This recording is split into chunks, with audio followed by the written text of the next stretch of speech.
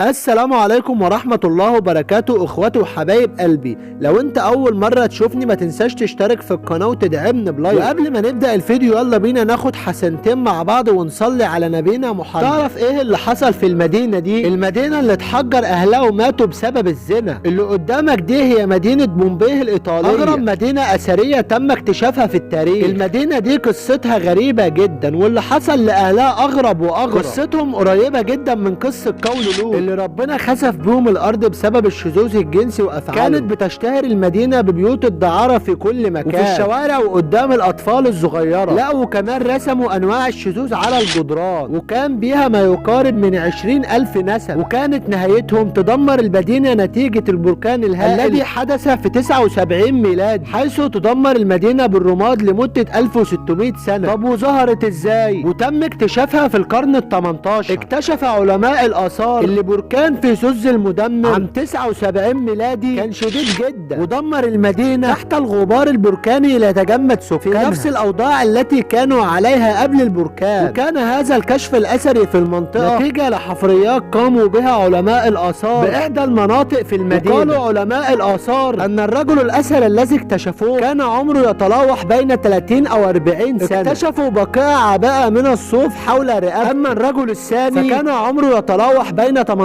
و20 سنة، وتحولت دماغه إلى زجاج علشان يكون عبرة لأي شخص. وبكده تبقى خلصت قصة النهاردة. ياريت لو عجبك الفيديو ما تنساش تدعمني بلايك وتشترك في القناة. سلام عليكم.